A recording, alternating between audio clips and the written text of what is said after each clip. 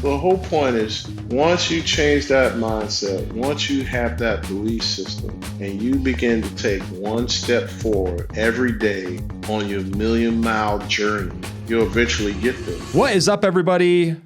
I'm your host, Matt Druin of the Go Big Live Real Estate Investors Podcast. I am psyched out of my mind to have Mr. Mike Ely today, CEO of Nassau Invests, one of the key development firms in the Cincinnati area.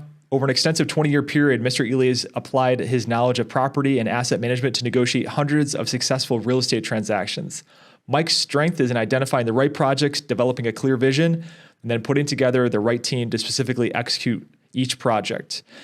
Mike's focus spans across not only market rate housing, but affordable housing, hotels, industrial, and also development projects. He has an amazing story, which inspired me. I've been following him for quite some time, and I'm excited to hear that story from him today because it wasn't all sunshine and unicorns and rainbows. We all get knocked down. We all lose. Sometimes we've lost everything multiple times, and Mike's hero's journey story is going to be sure to inspire you. So thank you so much for coming on the show, Mike. I appreciate it. Hey, thanks so much for having me, man. It's a pleasure to be here. Absolutely. So you were born and now you're here. What happened in between? So, man, I was always fascinated about money. And so my goal was to make it. And, in college, I started off doing concerts and parties. And some of you don't know, I started off even doing the newspaper route. But I got into college parties. I got into big concerts, and there's no such thing as breaking even. I had a lot of fun, but I didn't break even. And then I never forget, though, in high school, I read a book. I was 16 years old, and I wanted to read a book about the stock market. And then at the time, it was junk bonds. And the minimum investment was $50,000. Now, 50,000 may not sound like much to you guys right now, but that was back in 1984. That was like $300,000. I immediately put that book back on the shelf, and I found this book, Robert Allen, No Money Down, and that book just spoke to me. Like, it was idiot proof. Like, I didn't like reading. If you give me math, I can create a whole story. But I read this book and it spoke to me. It talked about how you can use OPM or leverage your credit cards or do lease options or land contracts. So it gave me a sense of hope. And I was like, I could do this. And so, I don't know, 5 years later, I bought my first two family and I was living rent free. It was amazing. Like, I didn't even know how to paint. I didn't know anything about carpet. I didn't know how to estimate. And I got into this two family. I did a owner lease option.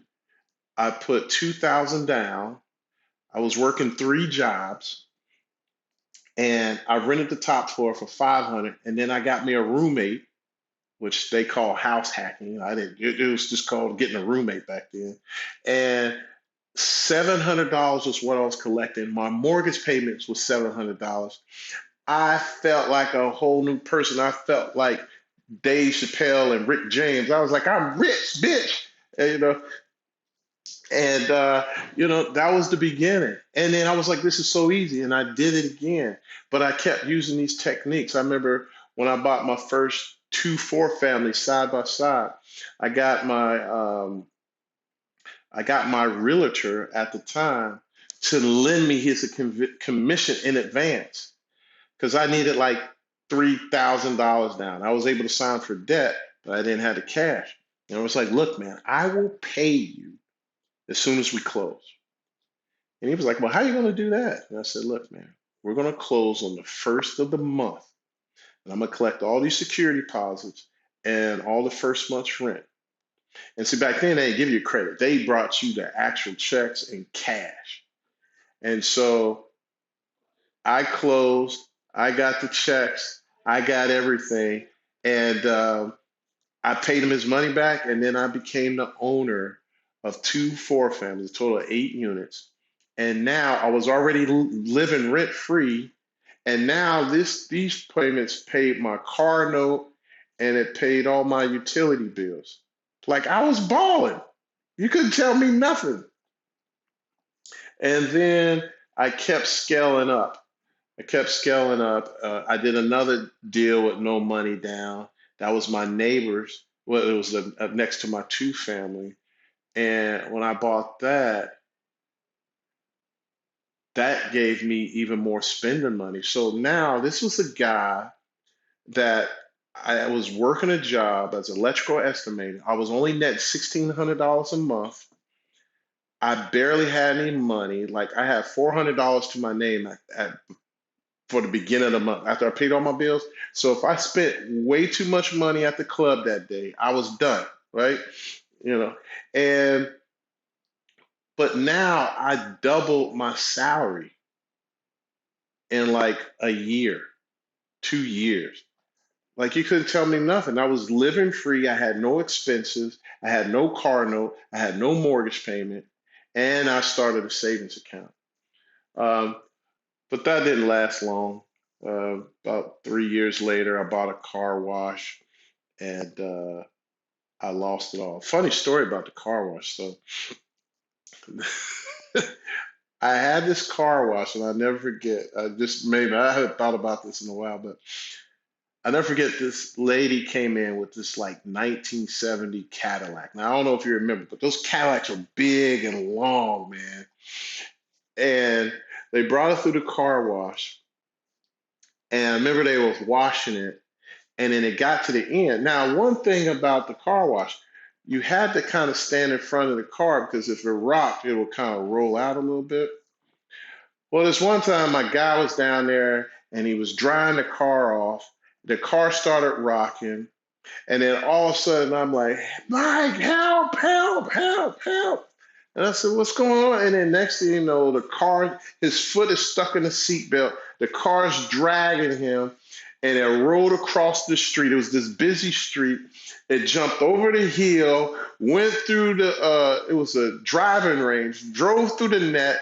People were hitting golf balls into the car.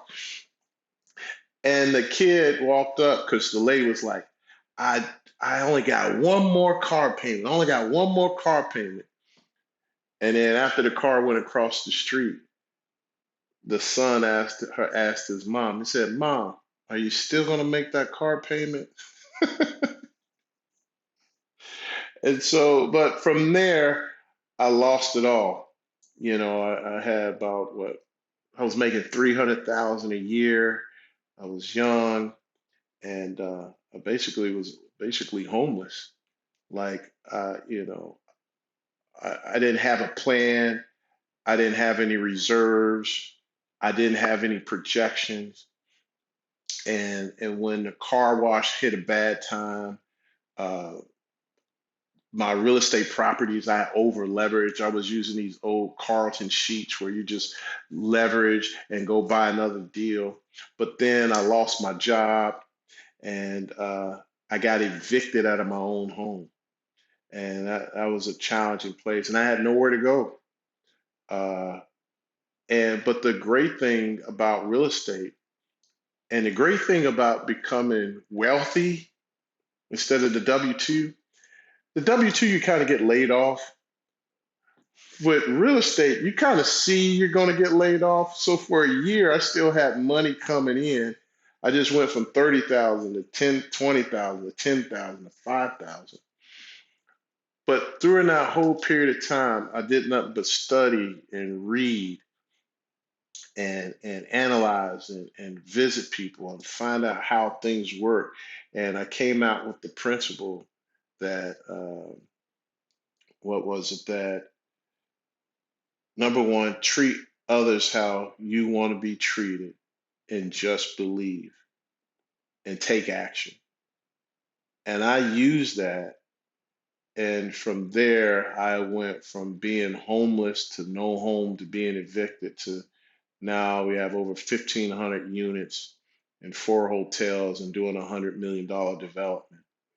Um, and it was tough, and there's more stories behind that. Like I wish I could tell you it was easy, but if everything was easy, everybody would be doing it. But in that process of coming back, I know the one thing that really excited me was we end up buying this 48 unit, and that was the first time I netted $1 million, and it was tough. It was 5 years. Like we did things where we were trying to save costs, so we didn't do all the work. Guys, just do everything right the first time, right? Like we pulled the cabinets out because they kind of were rotted, right? And we replaced the cabinet, but we didn't replace some of the fixtures, the plumbing fixtures. That was just a $5, $10 fix, but we were saving money. Well, guess what? Those things kept leaking. And after a period of time, we had to pull all that stuff right back out again. So, but that was an amazing thing. I bought that for 4,000 a door, and we ended up selling. All right. Before that, Mike, I want to ask you because we've had guests on the show that have gone through the dark tunnel, which is your words that you've used, on your story, right? Maybe not as pronounced as you did. I mean, you thought you had everything. You thought you were on top of the world. You lost everything. You had to come back home, hat in hand, and get help with, your cell phone bill and all that stuff from your parents, right? Maybe not all of us have the privilege of actually going through something that's like that, right? But we all go through the dark tunnel, some version of it. So like in time to time, I mean, I go through it oftentimes, especially with my business. So I guess like, how did you sort of start to rebuild yourself? Because there isn't just the financial obliteration that happens when something like that happens. It can you can almost feel like a spiritual death in the process too. So how did you climb your way out of that specifically? It's one of those things now. Like I like to say, no one is coming to save you. You got to save yourself. And the person that comes to save you is the new and improved you.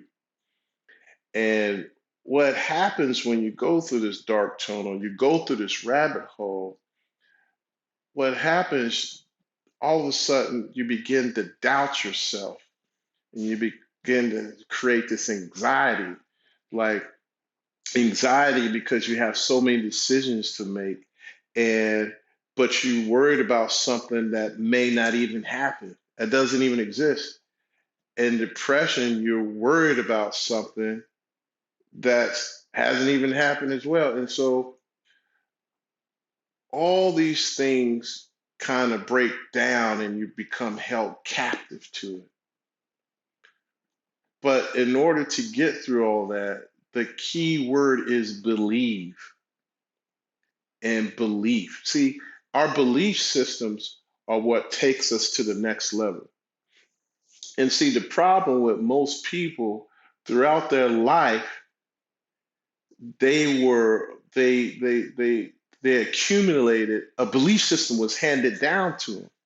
But in the middle of belief, there's the word lie, literally BELIEF, and LIEs right in there. Circle that. Those were lies that you were told, and you must learn how to obliterate those because everything is possible. Most people say it's impossible, but what impossible really means is I'm possible. And so when you begin to change that mindset and start to believing, then over a period of time, you'll develop the skill set,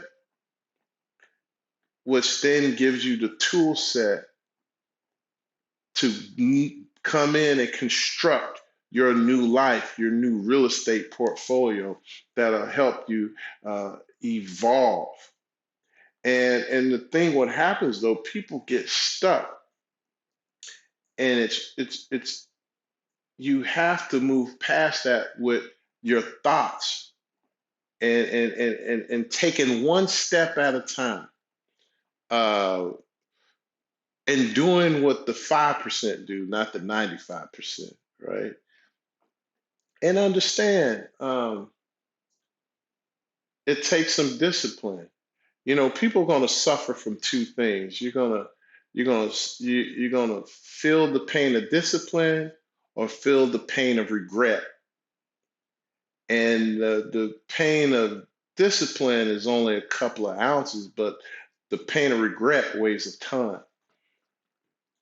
And so, but the whole point is, once you change that mindset, once you have that belief system, and you begin to take one step forward every day on your million-mile journey, you'll eventually get there. But you got to be in love with the journey. Don't be so in love with the destination. Be in love with the journey. Because in every process, uh, there's this what they call disruption. I'm sorry for being so philosophical here, man, but like your income is based off of your philosophy, not the economy, right? Yes, it's true. The marketplace, the elections, and things that are surrounding inflation affects the market, but your income is directly affected with your philosophy. And so it was because of these things I was able to move forward and get out of this rabbit hole. And don't get me wrong, I don't care who you are, on what level you're playing at. Like everybody has problems, they're just different levels. My problems now, they got probably two different commas in there. Right? You still have the same problem. It may be $100, it may be $1,000, but I'm here to tell you there's a solution. And for me, the solution is making an offer on acquiring real estate because that pays that expense. That gives me an option. So let's move forward here. So we had a 48 unit deal. Who gave you permission to do a deal like that? First of all, man, you don't need nobody's permission to do nothing. You have to have that desire and the capacity to move through that. I'm glad you said that because so many people are waiting for other people's approval, and I call that addiction to affliction. Like there's no need for no. You have the authority. You were given the power to take control of your life. Like truly, you are the author and the finisher of your story. So start telling people the story that you want to live. And so now I will say though, you say that when we bought that 48 unit, I end up getting it for 200,000. That was like 4,000 a door. Now some of you are like, what? Like units are selling for 70 to 100,000 a door. We bought it for four. My actual first response was like, you know what? We could wholesale this for four to $600,000. So immediately, right then and there, we could have made a quick 400 grand. Two to $400,000. And my partner Nate was like, "Nah, we should do this." And at the time, just with our heart, now listen, we didn't have this CTIM. We didn't understand cap rates, cash on cash, equity multiplier, internal rate of return. I didn't know any of that. I just knew down in my heart this deal was worth 600 to 900,000. Comes to find out, the deal was worth like 1.2, 1.3, and it just kept going up in value. And I was like, who's crazy enough to pay this? And that's when I learned about cash flow and cap rates and how we can control the value by increasing rents. Uh, and so me and Nate decided to move forward. And that was the beginning of us really digging deep in multi. Like I did a couple of 8 units. I think at the time my biggest one, no, I did a 28 and 100, but those were a portfolio that I was managed. This was the first time I did one that we truly owned and raised the money for it. And it was a great experience. I don't regret it, but I do. If I could have done it over again, I would have fixed everything up the first time. I would have did the roofs the first time. I would have budgeted to replace AC units the first time because all that did was when we were, uh, you had a tenant, and let's say one of those cabinets, like I shared, was leaking. No, the plumber was leaking. Now I disrupted my tenant. Like the part we couldn't get in because it was so old and we couldn't readjust it. So now I displaced my tenant and we had to wait days. Then I couldn't get a cabinet because the cabinets weren't in and it wasn't fitting. And we lost revenue because of that. And so, my biggest thing is go in and do things right the first time. And if you're gonna do something, do it like you lived in. Now, I ain't saying it have to have granite everywhere, but if you're down on your luck and you'll be happy to live there for a while. You may not like the area, but you'll at least live there. But how did you find this deal to begin with? Because that's the one thing, is like how we find the deal, how we put together the capital stack for the deal. So let's talk about like the journey in finding this opportunity and how it came to you. This one, man, it's funny. I found it through LoopNet. Now, LoopNet is not as it's still pretty much the same, but I don't think it's as robust because now LoopNet is owned by 10X and Crexy and all those people own that one thing. And a lot of stuff is free. Um, and I continue to say how much I hate LoopNet, but some of my best deals come from LoopNet. But a lot of time, it's always that new broker that gets on LoopNet and they start there. And with that, I was able to find this broker who then fed me two or three more amazing deals. Like we established a relationship. And so LoopNet found me this multi-unit, and then we were able to knock the price down because like it was this was in the Great Recession. So that was the only reason we got this for a door. And I don't know if we'll ever see a time like this again, but we seized the opportunity. And because of that, we had an investor, God bless him, we call him Jim, his name is Jim Rixey. He passed away a few years ago. And he lent us the money at 11% and 2 points. And I'll never forget, Jim was the investor. He was a well off guy, very frugal. Like his dream car was a Ferrari. He probably could have bought five of them. He would never buy his car. And um, he lent us the money. And I remember when we were about to refinance it, he was like, "Don't you dare refinance that. Like, what am I going to do with this money? Like, don't you give me my money back." And so everybody needs investors like that. And then I got another investor because later on I had to do the roof, and that was Kathy, and she lent us money through her self-directed IRA, and we only paid her 8%.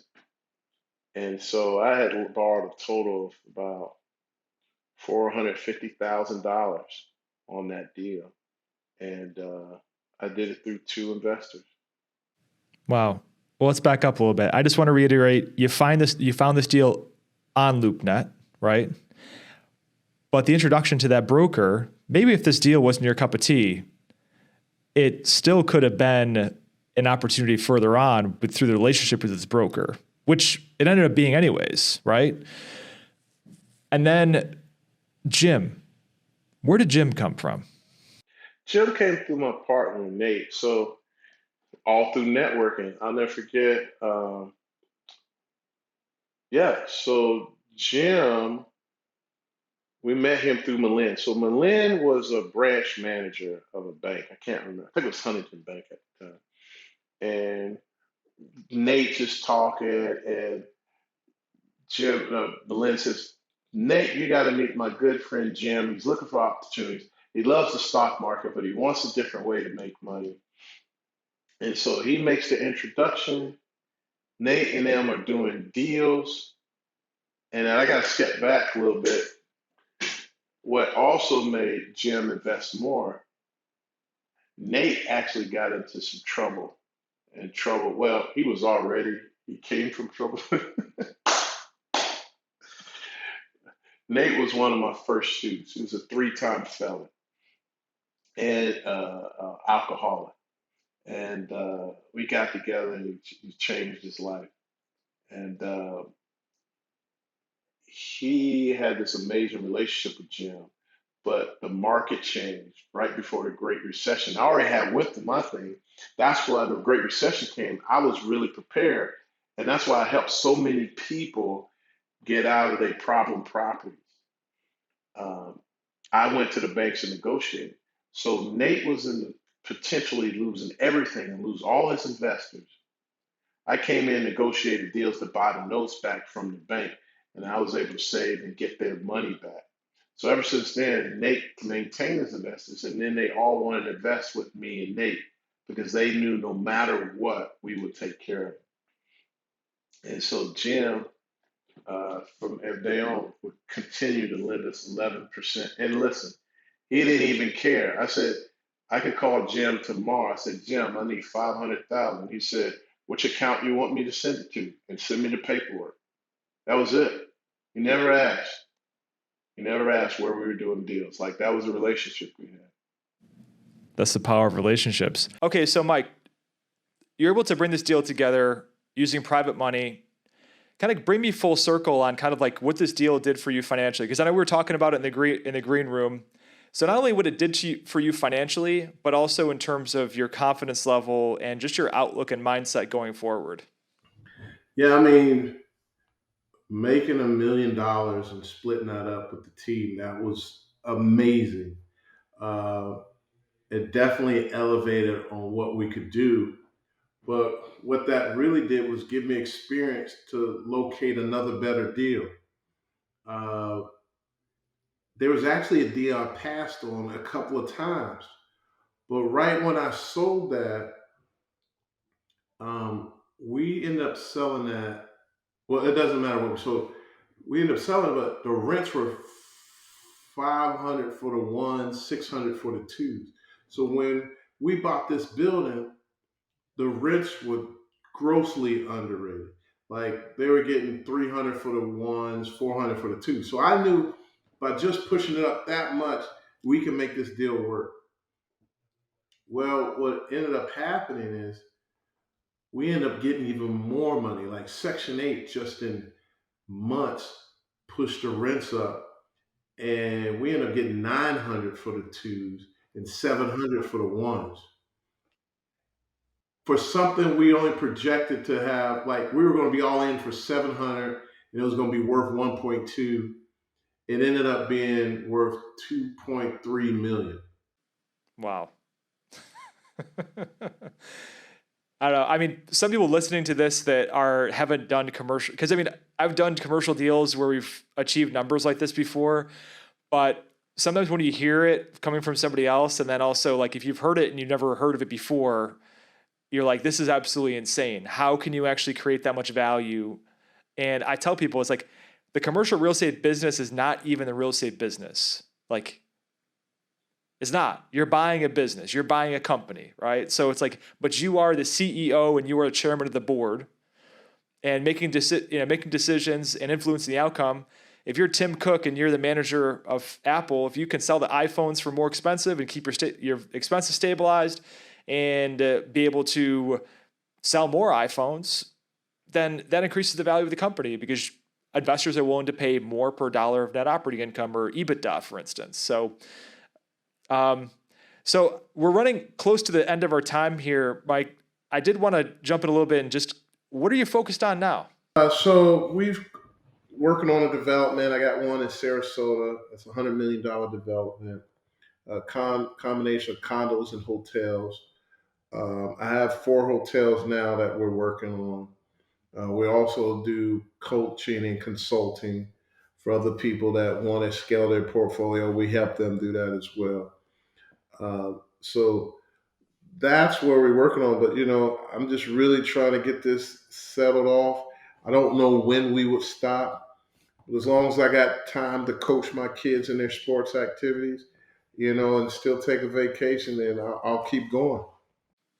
Absolutely. So if our listeners want to get in touch with you, what's the best way for them to connect with you or follow you? Literally, you can go to bigdealmike.com and you can find a lot of our content. You can find all about us, our next events.